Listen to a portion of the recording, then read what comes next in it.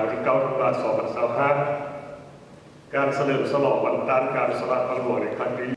แขวงพงศรีโฮมสุนุมมิตติ้งเฉลิมฉลองวันต้านการสละบางหลวงสากลครบรอบ22 ปีตอนเช้าของวันที่16 มังกร 2026นี้คณะกวดกาภาครัฐแขวงพงศรีได้จัดให้มีพิธีโฮมสุมนุมเฉลิมฉลองวันต้านการสละบางหลวงสากลครบรอบ22 ปีคือวันที่9 ธันวาคม 2003หาวันที่9 ธันวาคม 2025ภายใต้คำขวัญร่วมแรงร่วมใจกับใบหนุ่มต้านการสละบางหลวงเพื่อสร้างอนาคตอันสดใสขึ้นหน้าที่สโมสรใหญ่ของแขวงโดยภายใต้การเป็นประธานของท่านพลตรีสมพรมิตรพรกรรมการศูนย์กลางภาคเลขาภาคแขวงพงศรีเข้าร่วมมีฐานปริญญาเอกบรรไสสุขสันต์กรรมการประจำภาคแขวงประธานคณะกวดกาภาครัฐแขวงมีคณะกรรมการปกครองแขวงหัวหน้าแผนกการองค์การตลอดฮอดพนักงานอ้อมข้างแขวงเข้าร่วมท่านพลตรีสมพรมิตรพรกรรมการศูนย์กลางภาคเลขาภาคแขวงพงศรีได้กล่าวเปิดพิธีซึ่งท่านได้กล่าวว่า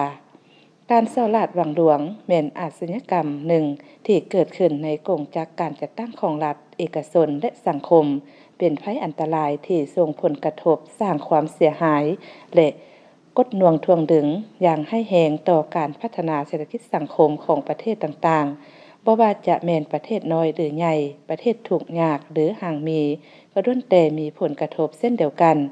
การสละบางหลวงยังเปลี่ยนภัยข่มขู่และบั่นทอนต่อเสถียรภาพทางด้านการเมืองประสิทธิภาพในการเคลื่อนไหวความเชื่อมั่นของสังคมต่อองค์การอำนาจรัฐ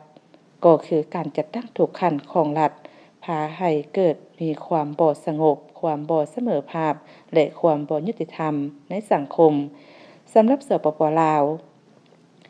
โดยเห็นได้ผลสะท้อนอันใหญ่หลวงและภัยอันตรายที่ให้แหงของการสละบางหลวงคือดังกล่าวศูนย์กลางภาคสภาแห่งชาติและรัฐบาลแห่งสปป.ลาว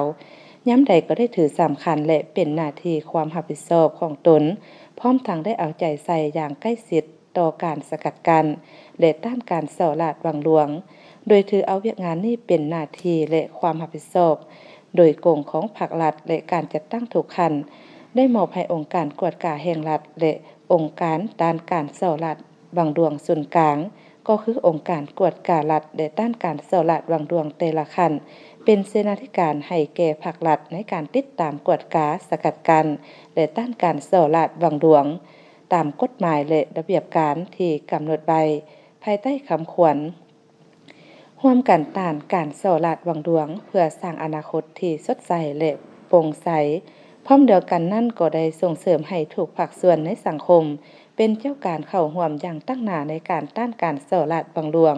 โดยการโฆษณาเผยแพร่แนวทางนโยบายมติคำสั่งกฎหมายและผลให้ของการสละบางหลวง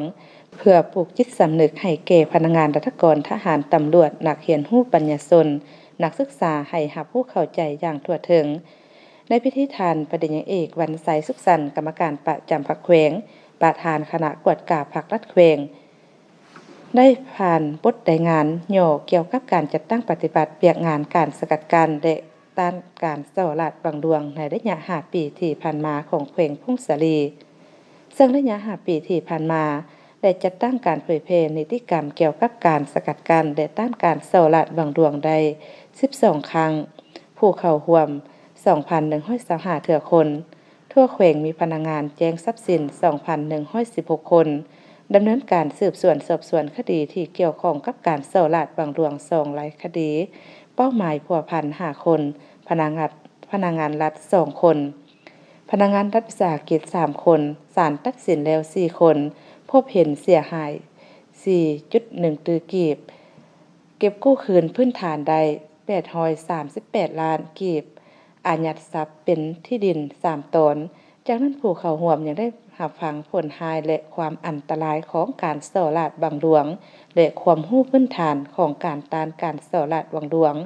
พร้อมทั้งมีการถามตอบเกี่ยวกับผลกระทบของการสละบางหลวงและแลกเปลี่ยนบทเรียนเกี่ยวกับการสกัดกั้นและต้านการสละบางหลวงเติมอีก